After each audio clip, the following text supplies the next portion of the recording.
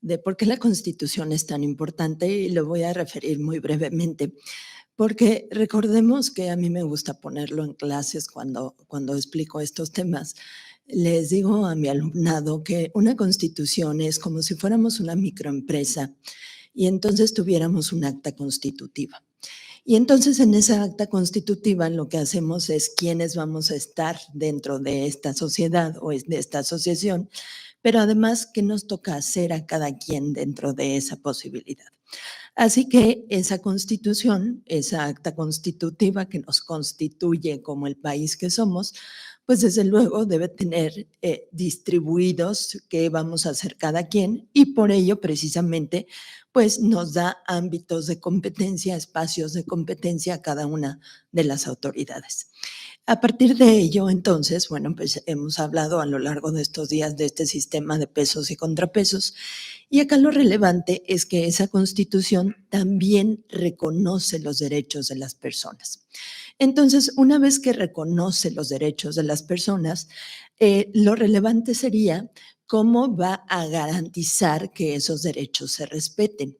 Y precisamente una de las formas que tiene de garantizarnos esos derechos es a través de las vías legales que tenemos que podemos ejercer para hacer efectivos esos derechos que nuestra propia acta constitutiva nos está reconociendo. Entonces, pensemos en ese escenario donde esta Constitución, que como es la más importante, el ordenamiento más importante, tiene que autoprotegerse. Incluso hay quien dice que, por ejemplo, si ustedes lo notan, no tiene la misma posibilidad de reforma, no es lo mismo reformar la Constitución que cualquier otra ley. Se requieren mayorías calificadas, se requiere el aval de la mayoría de las legislaturas de este país, etcétera, porque lo que se lleva en la Constitución es tan importante que va a permear en todos los espacios de nuestra vida, no solo como personas, sino que va a vincular a todas las autoridades que tengan que hacer y les va a limitar ese espacio donde pueden llevar a cabo sus actuaciones. Entonces, por eso es tan importante saber cuál es la trascendencia del contenido constitucional. Una vez que sabemos por qué es tan importante la Constitución, bueno, pues paso siguiente es qué están protegiendo a través de la Constitución. Hay quien habla de atrincherar valores o ciertas cosas en la Constitución. Pensemos en las áreas estratégicas, ¿no? Los hidrocarburos, etcétera. No cualquier estado puede regularlo porque sabemos que es algo muy, muy relevante para nuestro país. Y así pasa con otras cosas. Justo lo que estamos advirtiendo es un escenario donde se están llevando a la Constitución cosas que antes se regulaban en la ley. Y entonces, precisamente ese escenario, si queda esta propuesta tal como por lo menos ya se decidió en las legislaturas, aquí el tema entonces será si tengo o no la posibilidad de cuestionar lo que se les ocurra que lleven a la Constitución. Entonces, pensemos, por ejemplo, en escenarios donde la autoridad decida criminalizar la protesta pública, ¿no? Sabemos que en este país donde muchas veces no tenemos canales institucionales para reclamar ciertas actuaciones, pues lo que hacemos es tomar el espacio público y piensen en quienes protegen, por ejemplo, al medio ambiente, quienes protegen derechos de niños y niñas, piensen en las mujeres cuando salimos a marchar recuerden la ley Ingrid, recuerden la ley Olimpia, etcétera.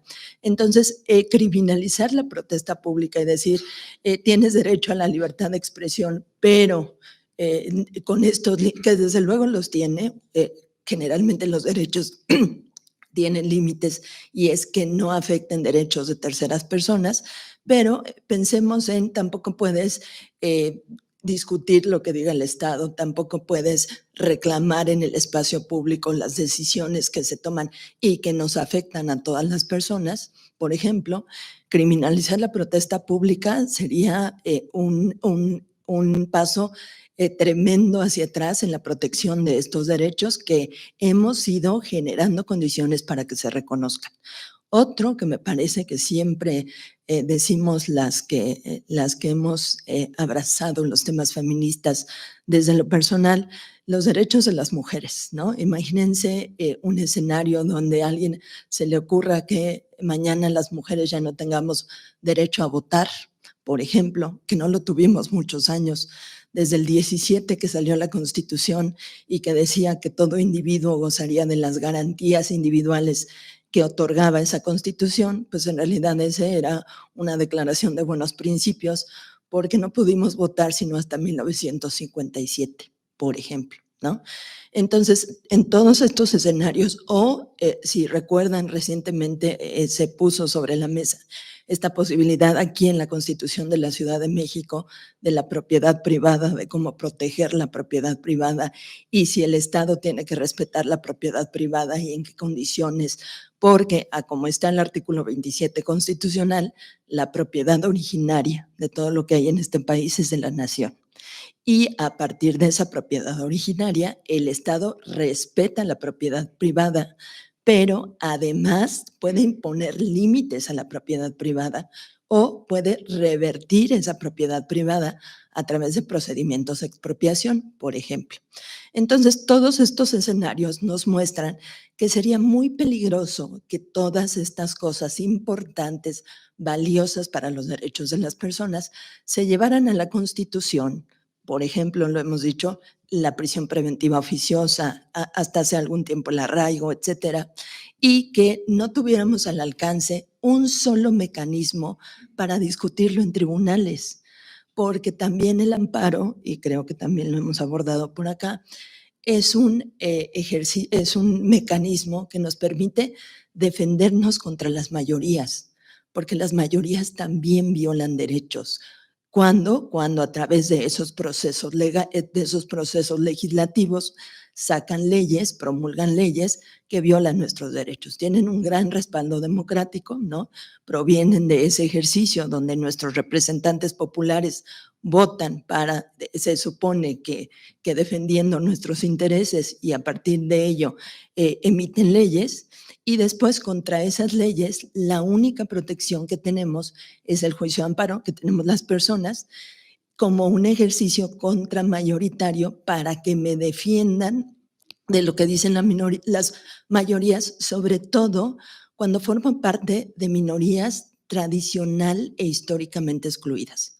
Y entonces pensemos en la niñez, en las personas indígenas, en las personas adultas mayores, en las personas con discapacidad, en las personas de la diversidad o de la disidencia sexual que han estado en situaciones excluidas y que pueden emitirse leyes que violen flagrantemente sus derechos, porque a las mayorías parecería que eso no nos importara.